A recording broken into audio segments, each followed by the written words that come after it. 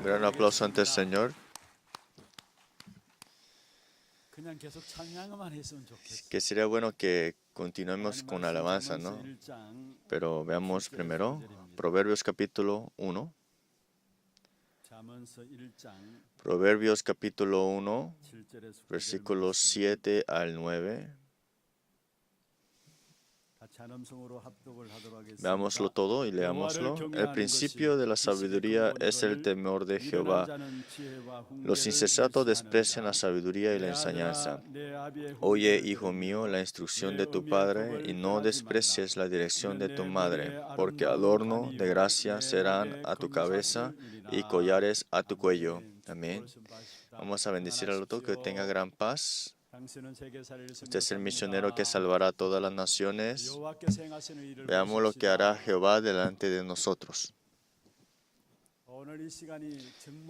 Espero que este tiempo solamente confiemos a Jehová nada más, y que no nos cansemos y nunca nos agotemos, porque la fuerza dada por Dios son nuevas fuerzas todos los días. Y le bendigo en nombre de Jesucristo, que sea esta bendición suya. La semana pasada estuve en Japón en la conferencia. Ya pasaron como unos 3 años desde el Corona que pudimos participar personalmente. Y esta conferencia del remanente o de los jóvenes, solamente pudimos recibir 500 personas porque el lugar que habían prestado solamente podían sentar a 500 personas nada más. Pero muchos llegaron a participar ese día. Un retiro de líderes y conferencia de los jóvenes de remanentes también. Muchos llegaron a registrarse y participar esta semana. En el futuro, en Japón, hay mucha esperanza para que jóvenes y jóvenes adultos también puedan llegar a asistir y también participar en estas conferencias. Especialmente había misioneros que viven en Japón, cuidando ese lugar y siendo los misioneros proclamando el Evangelio.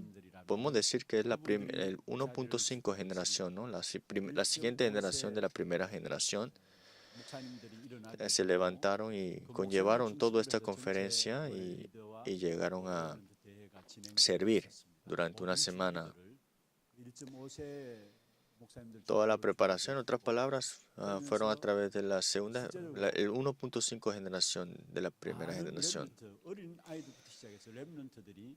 Y muchos niños y muchos jóvenes, cual decimos que son remanentes, se están levantando. Fue un tiempo de mucha gracia para mí de poder estar ahí y ver cómo las obras del Evangelio no es nada en vano al final. Y que puedo darme cuenta que continuamente Dios conlleva sus obras dentro de su Evangelio. Especialmente muchos discípulos hay en Japón también, continuamente en la palabra y continuamente en el entrenamiento. Y también dentro de estos discípulos que están entrenando, sea en coreano, sea muy fluente en japonés, vemos que muchas generaciones se están levantando. Podemos decir muchas cosas o podemos escuchar muchas cosas, pero hay muchos misioneros que solamente aferrados al Evangelio, cuidando de este Evangelio, continuamente están ellos aferrados a ella.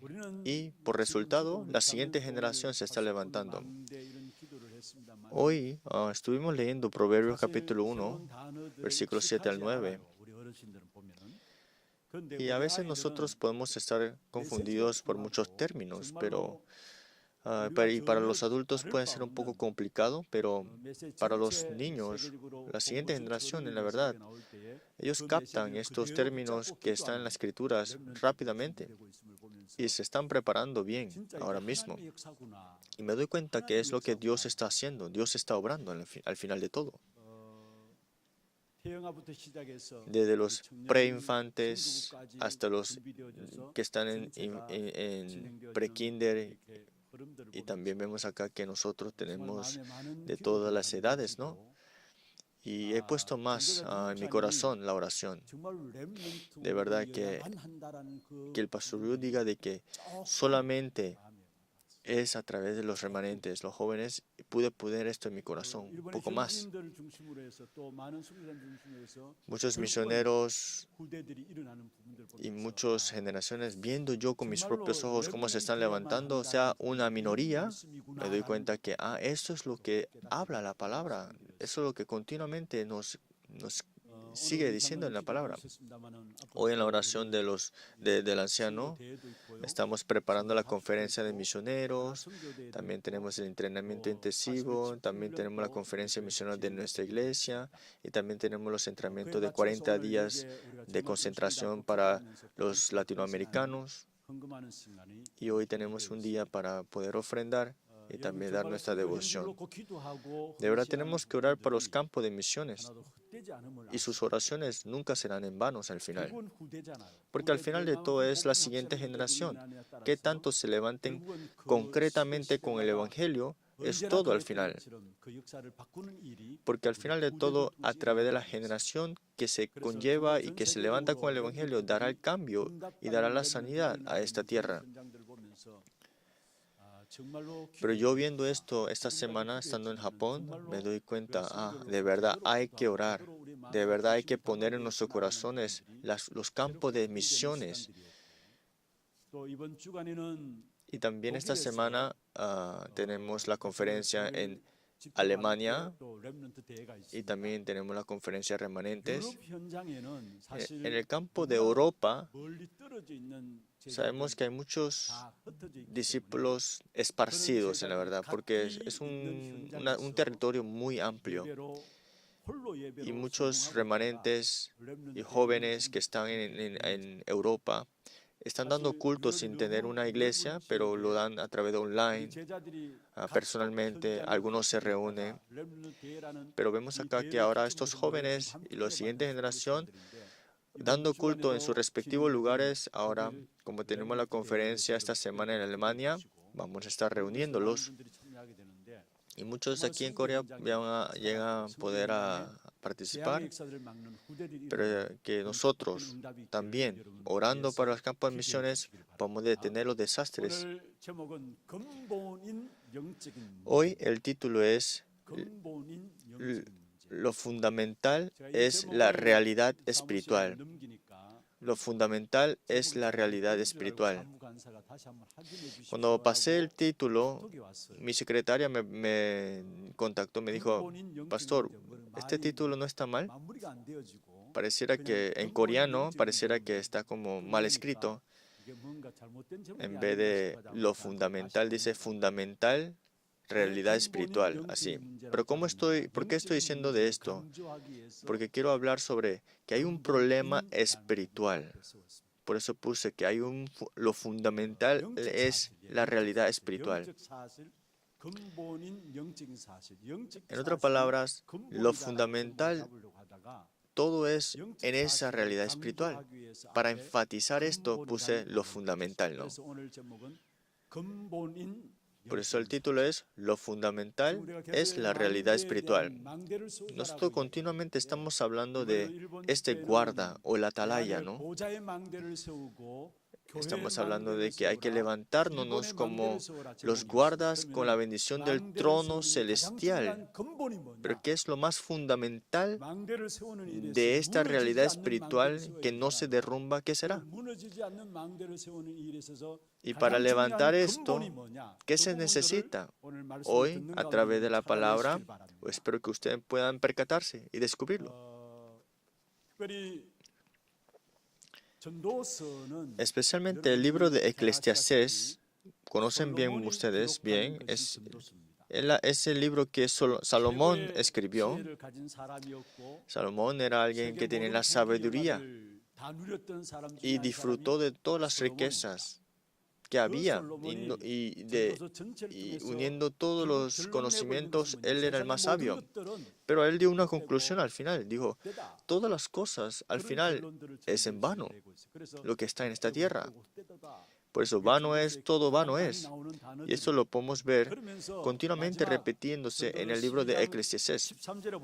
Pero si usted ve en Eclesiastés capítulo 12, versículo 13, en fin de todo, el discurso oído es este. Teme a Dios y guarda sus mandamientos. Dice, teme a Dios y guarda sus mandamientos. Porque tú has escuchado ya la conclusión que Dios te ha dado a ti. Por eso es, guarda sus mandamientos, teme a Dios. Y después dice, vamos a leerlo todo, porque esto es el todo del hombre. Porque esto es el todo del hombre. ¿Qué es todo para el hombre? Temer a Dios y guardar sus mandamientos. Es todo para el hombre, es lo fundamental para el hombre, en otras palabras. Sin falta debemos saber esto, que es temer a Dios y guardar sus mandamientos, es conocer a Dios primeramente, de guardar sus mandamientos.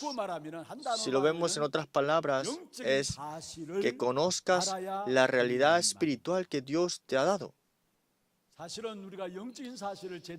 Es que si conocemos la realidad espiritual, en otras palabras, todas las bendiciones físicas son de venir al final de todo. Al contrario, tengáis todas las cosas buenas físicas, pero no tengas la realidad espiritual o no tengas las bendiciones espirituales, entonces todas esas cosas físicas que tú tienes como bueno o cosas buenas tengas, todo eso se va a ir y se desvanecerá. Nosotros pensamos que todas las cosas importantes son las cosas que se ven ante los ojos.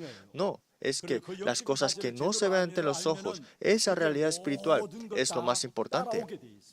Porque por esa realidad espiritual, todas las cosas vienen.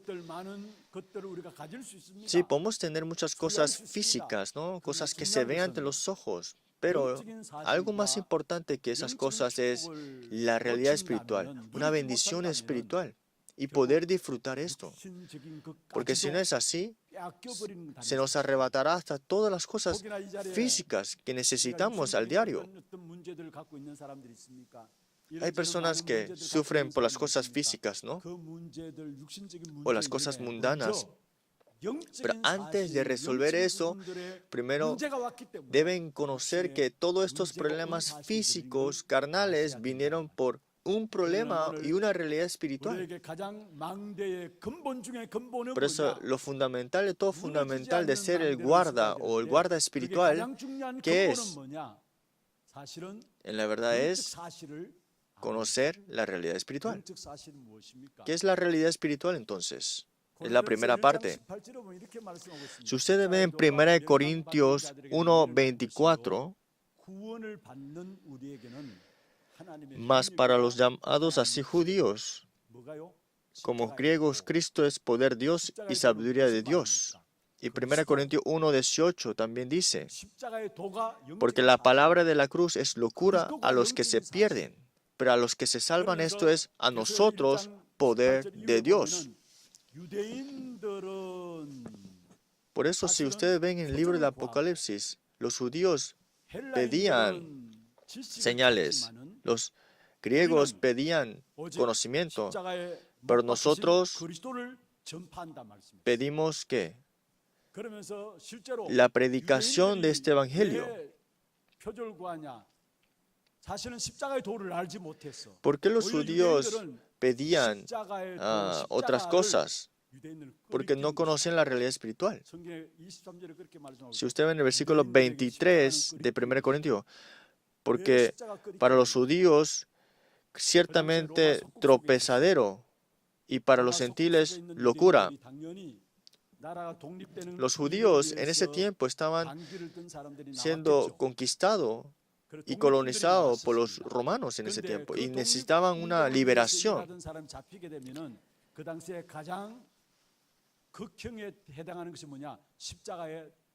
Y en ese tiempo, si alguien rompía la ley, era la cruz. Y en ese tiempo, más de miles de personas morían en la cruz. Era una manera de asesinar a alguien en ese tiempo. Y cada vez que veían la cruz sentían un temor, ¿no? Porque veían cómo la gente moría. Por eso decían que la cruz era una locura para ellos. Dice, los griegos buscaban conocimientos, los gentiles, ¿no?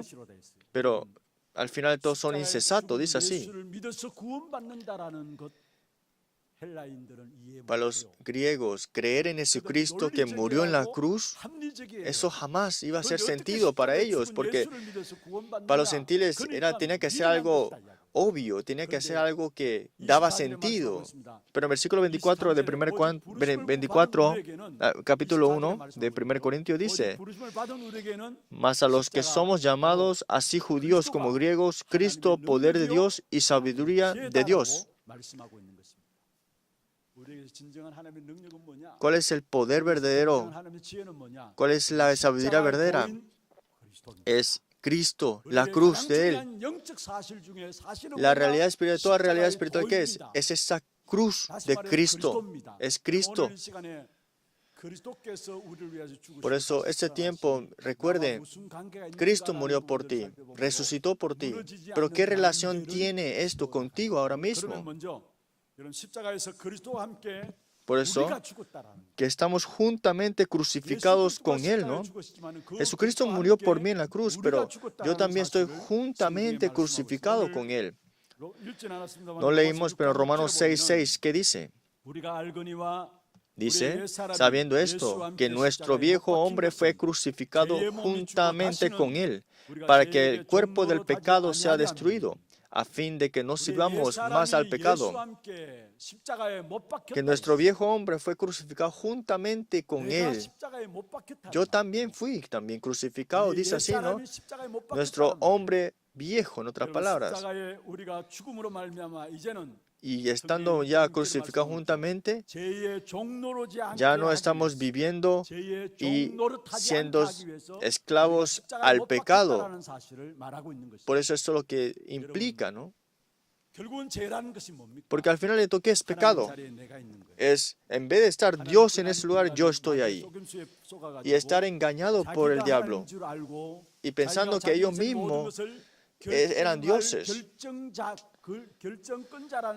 Y pensando que el hombre es el que puede dar la decisión completa o decisiva o final. Que viviendo de su manera, de acuerdo a sus decisiones, pensando que Él es Dios, viviendo como si fuera Dios, pero no sabe que el diablo fue el que engaña al hombre así. Nosotros necesitamos recibir la guía de Dios. Somos criaturas suyas que necesitan de la guía de Dios. Jamás podríamos ser Dios. Tampoco podemos sustituir a Dios. No podemos ni vivir ni un segundo sin Dios. Somos criaturas creadas por Dios. Por eso dice que somos creados a imagen de Dios. Génesis 1:27. Dios creó al hombre a imagen de Dios. Creó varón y hembra. Y vemos acá que para que estemos juntos con Él, para que estemos con Él, y que nos demos cuenta que fuimos a imagen de Él. ¿Dónde tiene que vivir el pescado? En el agua. El árbol tiene que vivir enraizado en la tierra. El hombre, creado en la imagen de Dios, creado por Dios, tiene que estar junto con Dios, en otras palabras. Porque sin un segundo, ni un momento sin la ayuda de Dios, no podemos vivir en la verdad. Pero el hombre en perdición piensa que Él es Dios. Piensa que puede sobrevivir por su propia cuenta. Y piensa que puede dar sus propias decisiones y concluir con sus decisiones. Pero eso es la perdición al final. La corrupción, ¿qué sería? Es eso. Pensando que él mismo puede hacer todo lo que él piensa. Por eso, en vez de Dios estar en ese lugar, yo estoy sentado ahí y decidiendo todo a mi propia cuenta. Eso es la perdición. Eso fue el comienzo del pecado original. Por eso hablan de ellos mismos nada más. Y todas sus decisiones estándares es lo correcto. Y hacen todo lo posible para que lo tengan el otro. Nosotros cuando conversamos con alguien, hay personas que tú sientes que no conectamos, como que estresa. En vez de cuando conversamos tiene que estar como mejorándose la conversación, pero más como que se interlazan, ¿no? Como que como que estresa, ¿no? ¿Por qué? Porque es muy a su centro, ¿no? No estoy diciendo que no es malo hablar de lo que tú piensas, sino que como está muy centrado a sí mismo, por eso a veces sentimos conversando con esa persona que es muy estresante. Pero dice, en los últimos tiempos, en 1 Timoteo 3, dice, son amadores de sí mismos. Muchas personas serán amadores de sí mismos. Ustedes tienen que saber esto. Nosotros pensamos que estaba correcto, pero Dios puede decir que no era correcto en ese momento. Todo lo que pienso que es correcto en mis estándares no es todo al final de todo correcto. Porque si Dios no lo ve de esa manera, puede ser incorrecto lo que pensaba que era correcto. Para Dios es todo para Él.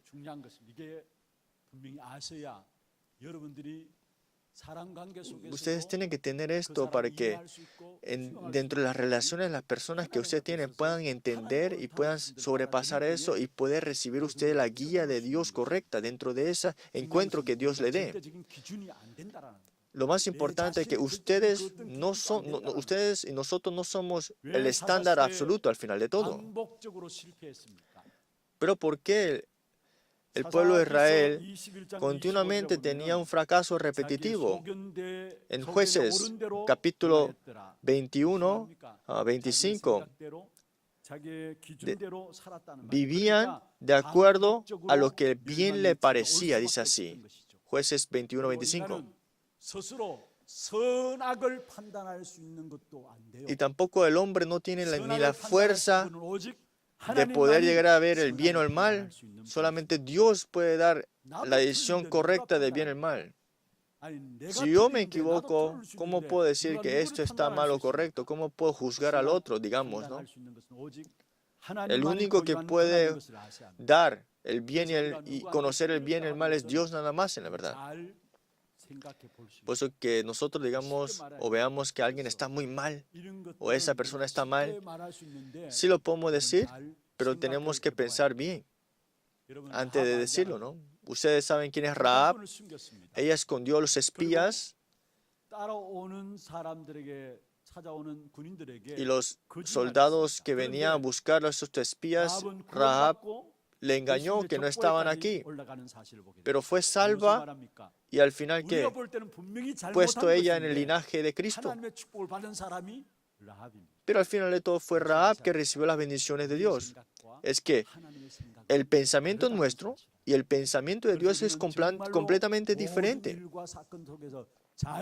Por eso, dentro de todas las circunstancias que nosotros estemos, tenemos que ver bien lo que Dios tiene. ¿Por qué nos hizo morir juntamente con Él? Por el pecado. Para que no seas ya tú esclavos al pecado. Para que no vivas centrados a ti mismo, sino que ahora vivas centrados a Cristo. Por eso digo, juntamente crucificado con Él estás. Si usted ve en Génesis capítulo 3, 6, y vio la mujer que el árbol era bueno para comer y que era agradable a los ojos y árbol codiciable para alcanzar la sabiduría, y tomó de ese fruto y comió. Satanás siempre te querrá dar lo de este mundo y hará que tú veas las cosas mal y lo veas, pero lo interpretes incorrectamente. Yo pensé que estaba mal, no estaba mal, pero en los ojos de Dios, al final de todo, no era lo que Dios tenía o quería. Si Satanás en ese tiempo llegó hizo que el hombre cayera con las cosas que son agradables a los ojos, codiciables. ¿No será lo mismo ahora con nosotros? Por eso ustedes, conociendo la realidad espiritual, recuerden de su trasfondo espiritual, el reino de Dios, el trono celestial, siendo ustedes el guarda espiritual, y tienen la luz, la vida, resplandeciendo lo tienen ustedes ahora mismo. Nosotros hemos salido completamente del pecado de que estemos centrados a mí mismo o pensando que nosotros somos Dios. Ya está muerto eso ya. Si usted ve en Isaías capítulo 39, el rey Ezequías tuvo una enfermedad que ya le faltaba poco para que muriera. Pero Dios le salvó y Dios envió a los ángeles, su ejército, para derrotar al ejército de Babilonia. Entonces, vinieron parte de la Babilonia para darle atesorado, ¿no? Y el rey Ezequías debió haber proclamado o confesado así, ¿no? Le enseñó su armamento, le enseñó sus tesoros. En vez de glorificar a Dios y confesar que Dios lo hizo por él, le enseñó a los babilonios: miren lo que tengo, mi armamento, mira mis tesoros. Y al final de todo, Babilonia trajeron más ejércitos porque vieron todo lo que tenía el rey Ezequías y lo invadieron y destruyeron todo. No podemos ni alardear lo nuestro, porque al final de todo esto trae ¿qué? Destrucción. Por eso Pablo no confesó nada fuera de esto. Hablaré de la cruz nada más. Esa es una persona que conoce la realidad espiritual nada más, que solamente hable de Cristo. Si no me equivoco, es 1 Corintios 2:2.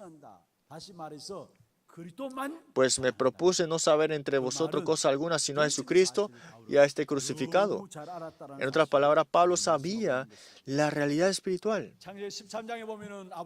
Si usted ve en Génesis capítulo 13, Abraham y Lot estaban en disputa, pero Abraham le dijo a Lot: bueno, ve a la tierra que tú vas a escoger primero.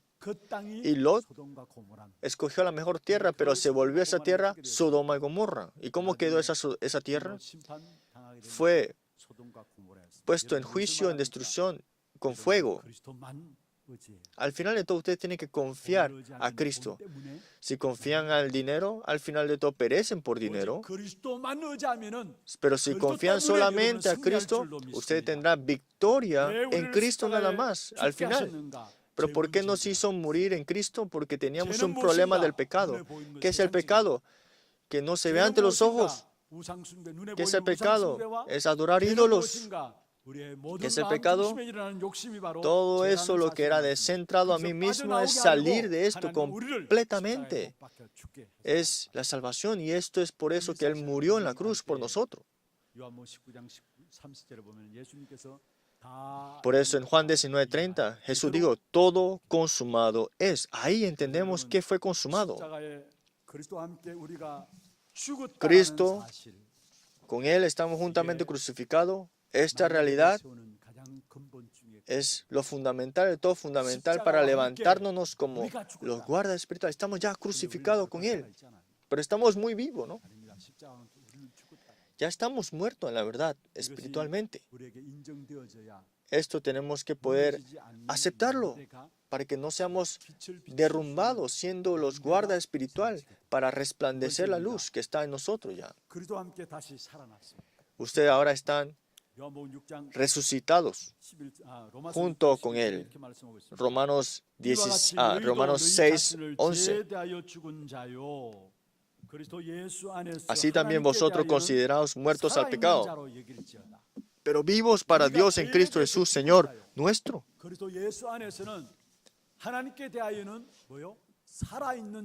Dice que ahora sois vivos para Dios en Cristo Jesús. Nosotros debíamos morir por Génesis capítulo 3, por el pecado. Pero por Cristo somos, ¿qué? Vivos, dice así. Es una realidad espiritual, toda realidad espiritual. Yo estoy muerto ya al pecado. Pero ahora vivos para Dios.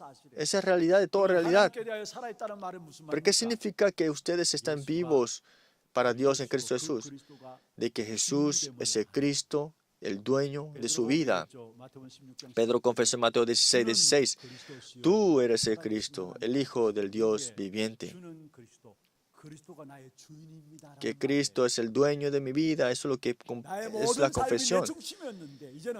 Antes pensaba que todo el centro de mi vida era yo, pero no era así, sino que ahora Cristo, tú eres el dueño de mi vida, ahora tú eres el Señor de mi vida. No solamente está como el centro de tu vida, sino que por Cristo ahora vives tú, una vida que vive para Él. Porque ahora vives, por eso es para Él. Gálatas 2:20, juntamente crucificado ¿en qué? En Cristo Jesús. Y ya no vivo yo, más vivo Cristo en mí. Y lo que ahora vivo en la carne es, aleluya, ¿no? Cristo vive en mí. Digo nuevo, es que yo vivo porque Cristo está en mí. ¿Y qué significa que vivimos por Cristo o por Cristo estemos vivos? Es que ahora Él es tu razón y estándar absoluto.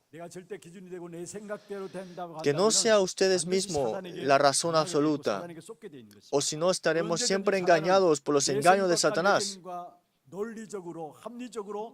No es todo nuestros pensamientos, mis razonamientos, mi lógica, mis experiencias.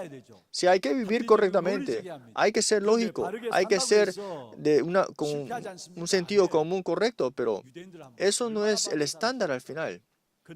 Veamos los judíos, ellos eran muy inteligentes, pero cuando se olvidaban del Evangelio, de por qué Dios le había llamado, vemos cómo ellos fueron hasta esparcidos.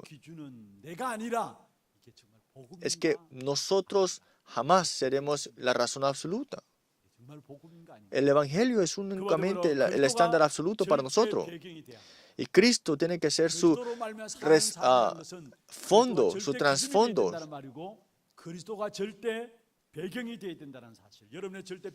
¿Y qué es su trasfondo absoluto? ¿Qué es lo que ustedes tienen como trasfondo? ¿Dinero? ¿Poder? ¿Honor? Al final de todo, por esas cosas llevan al fracaso. Pero algo más importante es, cualquier trasfondo no será un trasfondo nuestro absoluto. Solamente Cristo es el trasfondo absoluto y al único con que podemos confiar. Recuerden eso. Y ahí viene el poder del Dios Trino en vosotros. Cuando Cristo se vuelve la razón absoluta y su trasfondo absoluto, no tendremos solamente las bendiciones que Dios tiene preparado para ustedes, sino que el poder del trono celestial en vosotros establecido, y te dará la fuerza para salvar la época, en la verdad. Muchas personas piensan que las cosas de este mundo es todo al final, pero no. Recuerden, usted tiene el trasfondo de Cristo nada más. Y Cristo únicamente queda en usted. Vamos a concluir la palabra. Hay que levantarnos como el guarda, los guardas espirituales. En otras palabras, atalaya. Tenemos que conocer el significado de la cruz, ¿no? Entonces el significado de la cruz es Cristo. Ya hay que dejar abajo mis decisiones, sino que tomemos las decisiones que Cristo ha puesto en mí ya. Y para esto, ¿qué nos ha puesto en el versículo 9 de Proverbios 1? Porque adorno de gracia serán a tu cabeza y collares a tu cuello. Que autoridades, poderes, bendiciones, Dios te lo dará. Si ustedes quieren enaltecerse, pueden enaltecerse, pero eso no será eterno. Pero al contrario, si en todas las cosas, si ustedes confían en Cristo y si levantan alto el nombre de Cristo, en Cristo les enaltecerá. Dios bendecirá toda parte de su vida en honor, poder, autoridad. ¿Y qué es la bendición que Dios le ha dado? Vamos a ver el versículo 26 de Proverbios capítulo 1. Cuando Cristo es el dueño de nuestra vida y cuando Cristo es el centro de tu vida, ¿qué bendición te dará? El versículo 26 y 27 al 28 hasta el 30 voy a leerlo. También yo me reiré en vuestra calamidad y me burlaré cuando os viniere lo que teméis. Cuando viniere como una destrucción lo que teméis y vuestra calamidad llegaré como un torbellino. Cuando sobre vosotros viniere tribulación y angustia, entonces me llamarán y no responderé. Me buscarán de mañana y no me hallarán, por cuanto aborrecieron la sabiduría y no escogieron el temor de Jehová, ni quisieron mi consejo y menospreciaron toda reprensión mía.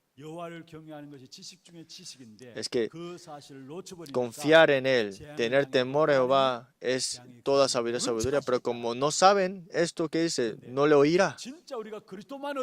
Pues si confiamos solamente en Cristo, si solamente glorificamos a Cristo y solamente levantamos el nombre en alto de Cristo, qué bendición Dios nos da. El versículo 33. Cuando Cristo es el dueño de tu vida. Miren el versículo 33, ¿qué dice? Mas el que me oyere habitará confiadamente y vivirá tranquilo, sin temor del mal.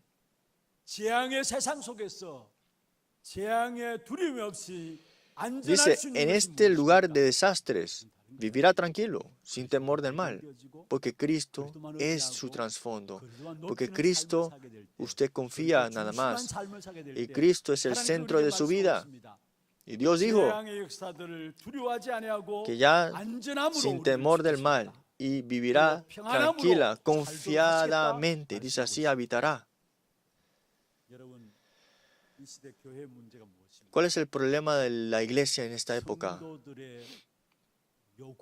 Los creyentes hablan mucho y queremos solamente escuchar lo que dicen los creyentes nada más.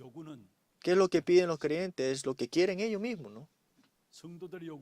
Lo que piden los creyentes, ¿qué es? En la verdad, están pidiendo lo incorrecto ahora mismo. Pero lo más importante para los creyentes, ¿qué es? La iglesia tiene que poder dárselo, ¿no? ¿Qué es lo que necesita el creyente de la iglesia? Lo fundamental de todo fundamental es la cruz de Cristo. Y es lo que necesita el cristiano. Y como han dejado ir en la iglesia esto, por eso la iglesia está en dificultades ahora mismo. Está sufriendo. Pero en esta época, Dios le ha llamado como evangelista, que se han levantado con esta bendición.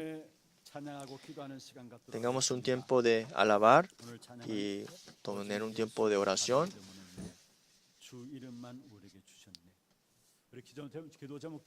Veamos los títulos de oración. La oración del evangelista, que podamos ver la realidad espiritual. Que todas las cosas podamos disfrutar y ver y aferrarnos al pacto fundamental y la realidad espiritual.